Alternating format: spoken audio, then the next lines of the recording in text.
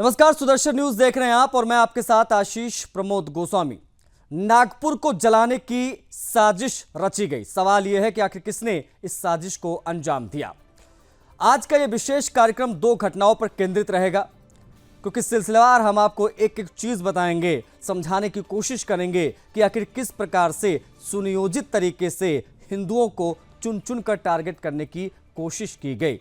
यह पूरी तरीके से एक साजिश को ओर इशारा है। देखिए, एक और महाराष्ट्र के नागपुर में औरंगजेब की कब्र को हटाने के मुद्दे पर हिंसा भड़क उठी। औरंगजेब की कब्र को लेकर जारी विवाद हिंसक मोड़ पर पहुंच चुका है।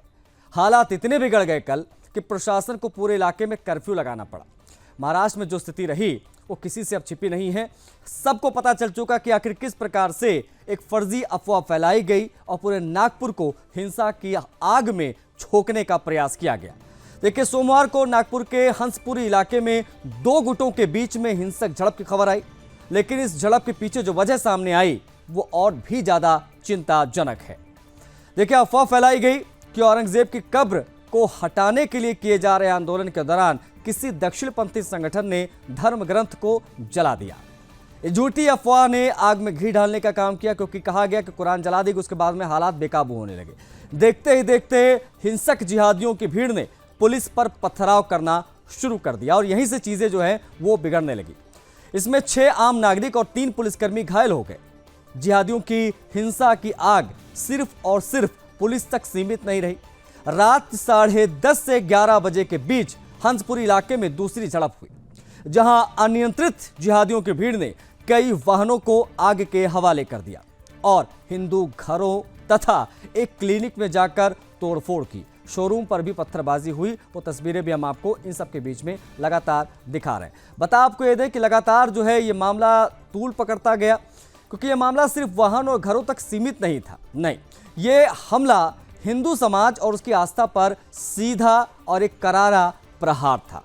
जब पुलिस ने जिहादियों की हिंसा को नियंत्रित करने की कोशिश की तो कट्टरपंथियों की भीड़ ने चिटनिस पार्क इलाके में पुलिस टीम पर ही पथराव कर दिया। अब इस हमले में 3 जवान घायल हो गए, कई वाहन क्षतिग्रस्त हुए और तस्वीरें जो है वो प्रत्यक्ष प्रमाण है और जो हम आपको दिखा भी रहे। अब सवाल क्यों उठते हैं? सवाल उठता है कि आखिर कौन इस हिंसा को भड़का रहा है। जब भी हिंदू समाज अपने इतिहास और धर्म की रक्षा के लिए खड़ा होता है, तब कुछ कट्टरपंथी ताकतें सुनियोजित साजिश के तहत कुछ इस प्रकार से, जैसा नागपुर में हुआ, माहौल बिगाड़ने की कोशिश करती हैं। औरंगजेब की कब्र को हटाने के खिलाफ आंदोलन और उसके विरोध जताने वालों ने एक बार हिंदू समाज को निशाना बनाया। एक बार फिर से, क्या यह सिर्फ कब्र का विवाद है या हिंदू समाज पर कोई सुनियोजित हमला? यह अपने आप में बेहद महत्वपूर्ण हो जाता है। कई प्रतिक्रियाएं आई हैं, एक एक करके सभी प्रतिक्रियाएं सबसे पहले आपको दिखाएंगे, ताकि आप समझ पाएं कि किस प्रकार से औरंगजेब के नाम पर घमासान, फिर हिंसा, आगजनी, अब क्या प्रतिक्रियाएं आ रही हैं, पहले वो देखिए।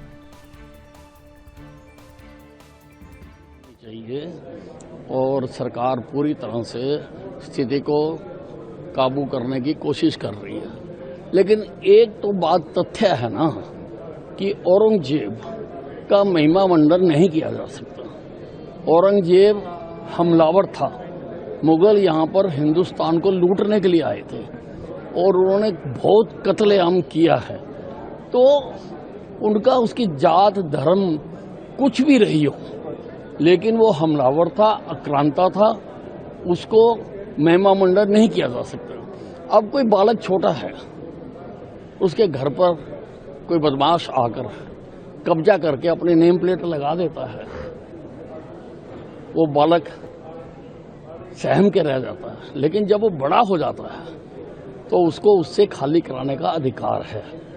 वो जो बदमाश ने अपनी नेम प्लेट लगाई थी, उसको हटाकर अपने नेम प्लेट लगाने का अधिकार है। में घटना कल हुई दुर्दैवी है। ये केवल अफवाहों के माध्यम से इस तरह की बात फैली और ऐसा नागपुर में कभी होता नहीं है।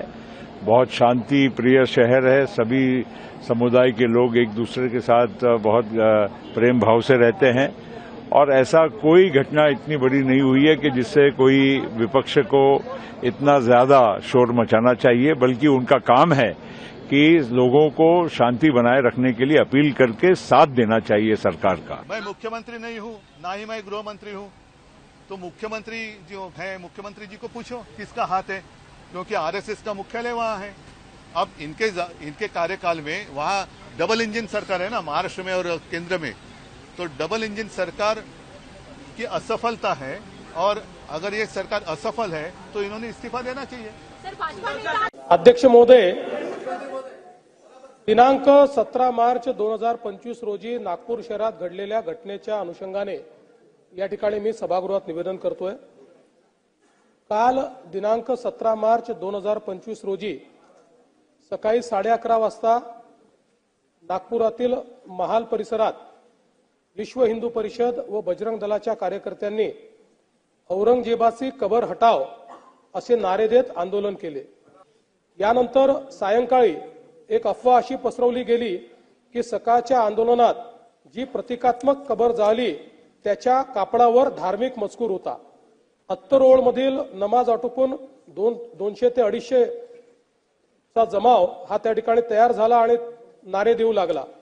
याच लोकांनी आग लावून टाकू असे हिंसक बोलणे प्रारंभ केल्याने पोलिसांनी त्या ठिकाणी बळाचा वापर केला। यापूर्वी बजरंग दलाच्या कार्यकर्त्यांविरुद्ध तक्रार द्यायची आहे अशी मागणी करण्यात आल्याने त्यांना गणेशपेठ पोलीस ठाण्यामध्ये आमंत्रित करण्यात आलं। त्यांची तक्रार ऐकून घेण्यात आली। तो देखिए किस प्रकार से नागपुर में हिंसा भड़की, वो पूरी कहानी हम आपको लगातार बता रहे हैं। इनसाइड स्टोरी हम आपको लगातार समझा रहे हैं ताकि आप जान पाएं कि किस प्रकार से सुनियोजित तरीके से, इसलिए हम कह रहे हैं कोई मामूली घटना नहीं है, ये सुनियोजित साजिश है, एक वारदात है और तय प्लान के तहत सिलसिलेवार इन घटनाओं को अंजाम यहां दिया गया। हमारे साथ हमारे दो सहयोगी कनेक्ट हो रहे हैं। छत्रपति संभाजी नगर से हमारे साथ बाबूलाल राठौर कनेक्ट हो रहे हैं, उनसे हम बातचीत करेंगे क्योंकि मामला जो है वहीं से शुरू हुआ, क्योंकि क्रूर शासक रहे औरंगजेब की कब्र वहीं पर और उसको हटाने की मांग हुई। लेकिन नागपुर क्यों जला और कैसे जला ये बताएंगे स्नेहल, जो कि आपको स्क्रीन पर दिखाई दे रही हैं। स्नेहल से हम समझेंगे, स्नेहल लगातार इस खबर को कवर कर रही हैं। सबसे पहले घटना से जुड़ी अपडेट जो है वो हम लेंगे, उसके बाद में बाबूलाल राठौर से हम बातचीत करेंगे। स्नेहल, आपने एक एक चीज को बहुत बखूबी देखा और दर्शकों तक पहुंचाया, दिखाया। ये किस प्रकार की साजिश दिखाई दे रही है धरातल पर जब आप उतरी, और किस प्रकार से ये पूरी हिंसा भड़की, आगजनी हुई, जरा एक बार हाइलाइट्स बता दीजिए, उसके बाद में हम विस्तार से चर्चा करेंगे कि अब यहां से आगे क्या होगा। के बाद उन्होंने बस एक नैरेटिव सेट करने की कोशिश की है कि किस तरीके से आयतें जलाई गई, हालांकि आयतें जलाई गई है और उसको लेकर हम ईंट का जवाब पत्थर से देंगे, इस तरीके की बात उन्होंने सुदर्शन के कैमरे के सामने जिहादियों ने की। तो उन्हें उसके बाद हमने बोला कि आप उसको मतलब कुछ जो पुरावे कहते हैं वो जो अगर दिखाते हैं तो आप बताइए। तो उन्होंने मुंह फेर लिया। तो उसके बाद लगातार जो पुलिस प्रशासन द्वारा वहां संख्या बढ़ती गई, क्योंकि उन्होंने गाली गलौज की, उन्होंने बीएचपी को धिक्कारा, उन्होंने आरएसएस को धिक्कारा और बोला कि हमारी आयतें जलाई गई। हालांकि वो आयतें नहीं थी और वो एक कपड़ा था। और उसके बाद उन्होंने इस पूरे चीज को एक रंग देने की कोशिश की और उस रंग के देने के बाद हमने शाम के समय देखा कि वहां का एक सर्च मुहिम किया गया। वहां पर साजिश के तौर पर पूर्ण तरीके से एक निवेदन देने के लिए गणेशपेठ पुलिस स्टेशन में 200 की संख्या में पहुंचे। उसके बाद उन्होंने शाम के समय एक सर्च मुहिम के तहत सीसीटीवी कैमरे ढूंढे।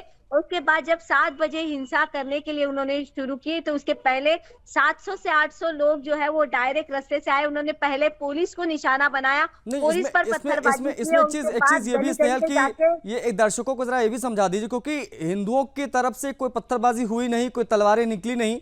ये चीज बहुत लाउड एंड क्लियर है कि इधर से कुछ भी नहीं हुआ, जो भी हुआ वो जिहादियों की तरफ से हुआ। ये एकाएक इतनी संख्या में भीड़ कैसे आ गई, अचानक से इतनी भीड़ कैसे आ गई? ऐसा नहीं लगता कि सब कुछ प्लान था कि अगर ऐसा होगा तो हम ऐसा करेंगे और पूरे दंगे की आग में झोंक देंगे नागपुर को? बिल्कुल बिल्कुल, उन्होंने 3-4 बार जो है बीएचपी के कार्यकर्ताओं को, बजरंग दल के कार्यकर्ताओं को उकसाने की कोशिश भी की थी, लेकिन हर बार बजरंग दल के कार्यकर्ताओं ने निवेदन देकर ये बात सरकार को साझा करवाई। लेकिन बीएचपी के मतलब कार्यकर्ताओं ने सरकार को बार बार बताने के बाद भी उस पर कोई एक्शन नहीं हुआ। पहले समझ जाना चाहिए था, पहले अगर समझ जाते तो शायद इस प्रकार की चीजें नहीं होती। सरकार के माध्यम से बिल्कुल किसी तरीके का एक्शन रिएक्शन ना। बिल्कुल, मैं लौटूंगा स्नेहल। अब यहां से आप ये भी बताइएगा आगे कि किस प्रकार का एक्शन वहां पर हो रहा है। उनके द्वारा जो हिंसा फैलाई गई, जिस प्रकार से गाड़ियों में आग लगा दी गई, घरों में आग लगाई गई, पूरी तरीके से वहां पर सुनियोजित साजिश दिखाई दे रही। लेकिन अब यहां से कार्रवाई किस प्रकार से हो रही है, देवेंद्र फडणवीस की सरकार किस प्रकार का एक्शन ले रही, प्रशासन का एक्शन किस प्रकार से दिखाई दिया है, उसकी भी बात करेंगे। लेकिन हमारे साथ बाबूलाल राठौड़। बाबूलाल, विवाद की जड़ छत्रपति संभाजी नगर का वो कब्र जिसका विरोध जो है वो विश्व हिंदू परिषद और बजरंग दल कर रहे हैं, जिसमें कहा जा रहा है कि तत्काल प्रभाव से औरंगजेब की कब्र को हटाया जाए, इसको लेकर ज्ञापन दिया गया। लेकिन चीजें कहां से बिगड़ने लगी और क्या यह आभास था किस प्रकार की चीजें होंगी अगर छत्रपति संभाजी नगर में इस प्रकार की चीजें या इस प्रकार की डिमांड या मांग होती है तो? देखिए, आशीष, लगातार औरंगजेब की कब्र को उखाड़ फेंकने की बात तमाम हिंदू संगठन कर रहे थे। कल हिंदू संगठन में विश्व हिंदू परिषद और बजरंग दल की तरफ से राज्यव्यापी आंदोलन किया गया, पीएम को ज्ञापन दिया गया और उसके बाद रात 8 बजे के लगभग किस तरह से जिहादियों का नंगा नाच महाराष्ट्र के नागपुर में देखने को मिला। इतना बड़ा दंगा किया, इतने हिंदुओं के वाहनों में आग लगा दी। हालांकि खुद उप मुख्यमंत्री एकनाथ शिंदे ने अभी बयान जारी किया है कि ये सोची समझी साजिश थी जिहादियों की, जहां पर 3 मीटर की दूरी पर रोज 100 से 200 गाड़ियां पार्किंग होती थी, उस समय वो गाड़ियां वहां पर पार्किंग क्यों नहीं थी, वहां पर 2 व्हीलर क्यों नहीं थी, यानी कि उनको दंगा करना था, इसलिए उन जिहादियों की गाड़ियों को वहां से हटाया गया है। तो निश्चित तौर पर यह भी सरकार की तरफ से संकेत दिए गए कि आप चाहे कितनी भी सुरक्षा हो, बाबरी की भी सुरक्षा थी लेकिन बाबरी को ढहाया गया है, ऐसे ही दरिंदे औरंगजेब की कब्र की भी सुरक्षा है लेकिन इसको भी उखाड़ फेंकेंगे। कैबिनेट मंत्री संजय सिसोदिया का भी अभी यही बयान आया है और जानकारी ये मिल रही है कि अभी कुछ देर के बाद में उप मुख्यमंत्री एकनाथ शिंदे दिल्ली दौरे पर जाने वाले हैं, केंद्रीय मंत्रिमंडल के साथ बैठक करेंगे और औरंगजेब की कब्र को तुरंत उखाड़ने के लिए तुरंत जो है वो मांग रखने वाले, ऐसी जानकारी भी मिली है। देखिए, कितना दुर्भाग्य है कि जिस औरंगजेब दरिंदे की कब्र को उखाड़ फेंकने की बात तमाम हिंदू संगठन कर रहे हैं, वहाँ इस मुद्दे को लेकर नागपुर के हालात बिगड़े हुए हैं। दूसरी तरफ इस दरिंदे की कब्र जहाँ है वहाँ पर तगड़ा पुलिस बंदोबस्त तैनात करके इस औरंगजेब की कब्र को पुलिस सुरक्षा देनी पड़ रही है। नहीं, ये जो चीजें हो रही थी छत्रपति संभाजी नगर में, बाबूलाल, आप उन चीजों को बहुत करीब से देख रहे थे, आप तमाम खबरें जो है वो दर्शकों के लिए भेज भी रहे थे वहां से। आपने कहीं कुछ ऐसा होते देखा क्या कि जबरदस्ती जो है वो जाकर कब्र को हटाया जा रहा है, इस प्रकार की कोई प्रयास तो हिंदुओं ने किया नहीं, वो तो एक कानूनी तरीके से मांग कर रहे थे, ज्ञापन दे रहे थे, इस प्रकार की चीजें हो रही थी। एक कानून के दायरे में रहकर ही सबसे पहले यही कहा गया कि हम ज्ञापन देंगे, मांग करेंगे, हमारी मांगों को सुना जाए, इस प्रकार की बातें हो रही थी। अब इसमें ये एकदम से ये तब तिलमिला क्यों गए जिहादी, बिलबिला क्यों गए जिहादी कि हिंसा की आग में झोंकने की कोशिश होने लगी, अफवाह फैलाई गई, कुरान जला दी गई, इन प्रकार की चीजों की आवश्यकता क्यों पड़ी?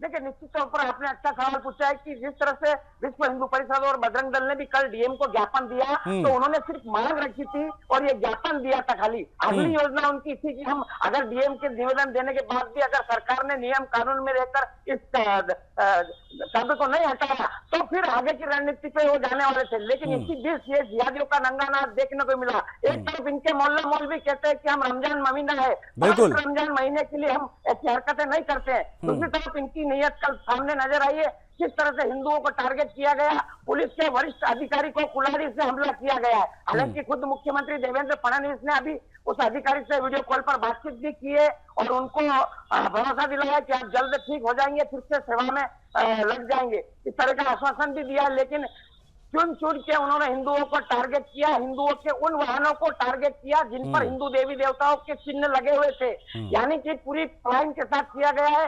ट्रक भर जाए इतने पत्थर अचानक कहां से आए, उन्होंने पेट्रोल बम भी वहां पर फेंके, तलवारों के टुकड़े भी वहां पर मिले, चाकू छुरे भी वहां पर साफ दिखाई दिए और जो बिल्डिंग में थे, मकान थे हिंदुओं के, उनके शीशे भी फोड़े गए थे। बिल्कुल बिल्कुल, ये बहुत हैरान कर देने वाली बात हो जाती है कि एक बाहर से आए लुटेरे की कब्र हटाने की मांग की तो हिंदुस्तान में रहने वाला वो मुसलमान क्यों तिलमिला गया, क्यों बिलबिला गया? ये लोग क्यों आखिर औरंगजेब को अपना बाप मानते हैं और क्यों आखिर इस प्रकार की चीज़ों पर उतर आते हैं कि हिंदुओं को टारगेट किया जाता है, उनके घरों में आग लगा दी जाती है, गाड़ियों पे आग लगा दी जाती है, पत्थरबाजी शुरू हो जाती है, दंगे की आग में झोंकने की कोशिश होती है। ये अपने आप में हैरान कर देता है। नागपुर में किस प्रकार से सुनियोजित साजिश रची गई, हम आज उसकी बात कर रहे हैं। परत दर परत हर एक पहलू की हम कर रहे हैं बात। हमारे साथ हमारे सहयोगी जो है बाबूलाल राठौड़, वो कनेक्ट, उनसे हम बातचीत करने की कोशिश करेंगे ताकि समझ पाएं कि इस वक्त क्या स्थिति है छत्रपति संभाजी नगर में। बाबूलाल, जब ये खबर आई कि इस प्रकार की वारदात जो है वो इन जिहादियों ने नागपुर में कर दी, इस प्रकार की हिंसा भड़क गई, तो करीब करीब 500 किलोमीटर दूर छत्रपति संभाजी नगर में क्या हुआ, किस प्रकार के रिएक्शन लोगों के थे और किस प्रकार का अलर्ट प्रशासन की तरफ से दिखाई दिया, वो भी बता दीजिए। बिल्कुल, देखिए इस पूरे मामले का अगर केंद्र बिंदु की हम बात करें तो केंद्र बिंदु छत्रपति संभाजी नगर ही है, क्योंकि दरिंदे औरंगजेब को यहीं गाड़ा हुआ है और यहीं उसकी कब्र है। ये कब्र यहीं निकालने की बात करी, हालांकि आंदोलन पूरे महाराष्ट्र में चल रहे हैं, लेकिन सब यही कह रहे थे कि चलो संभाजी नगर औरंगजेब, दरिंदे औरंगजेब की कब्र को उखाड़ फेंकने के लिए इस तरह की मांग लगातार की जा रही थी। उसी को लेकर अगर हम बात करें तो दरिंदे औरंगजेब की कब्र के लिए पूरी सुरक्षा की गई है, मेटल डिटेक्टर मशीन वहां पर लगाई गई है। आप समझ सकते हैं नागपुर में हिंदू सुरक्षित नहीं है, सुरक्षा का इंतजाम वहां नहीं है, लेकिन दरिंदे की कब्र भी सुरक्षित है। पुलिस तैनात किए हुए है, संभाजी नगर के चप्पे चप्पे पर पुलिस की नजर है, क्योंकि नागपुर की हिंसा के बाद पूरा पुलिस प्रशासन अलर्ट मोड पर है। शहर भर में जो सीसीटीवी कैमरे लगे हुए हैं उनके फुटेज पर नजर रखे हुए पुलिस के अधिकारी, जगह जगह पर बैरिकेड लगाए गए। जो रास्ता वो कब्र परिसर की तरफ जाता है उन रास्ते के हर कान पे बैरिकेड लगा के वहां पर पुलिस तैनात की गई है। कोई भी अगर जाता है तो उसका पूरा चेकिंग किया जाता है, उसका आधार कार्ड चेकिंग किया जा रहा है। पुलिस बिल्कुल भी नहीं चाहती है कि नागपुर जैसे हालात छत्रपति संभाजी नगर में हो, इसलिए पुलिस पूरे अलर्ट पर है। लेकिन बड़ी बात खुद उप मुख्यमंत्री ने की है कि कुछ भी हो जाए इस दरिंदे का कब्र का महिमा मंडल बिल्कुल नहीं होगा। कौन है ये औरंगजेब, इसको यहाँ से उखाड़ के फेंकेंगे। सरकार ने के नियम है, कानून है, हम कानून के दायरे में इस कब्र को उखाड़ेंगे। बिल्कुल ठीक है, बहुत शुक्रिया आपका बाबूलाल, तमाम जानकारियों को साझा करने के लिए। स्नेहल, आपका भी बहुत शुक्रिया नागपुर से तमाम जो वहाँ के हालात हैं वो बताने के लिए।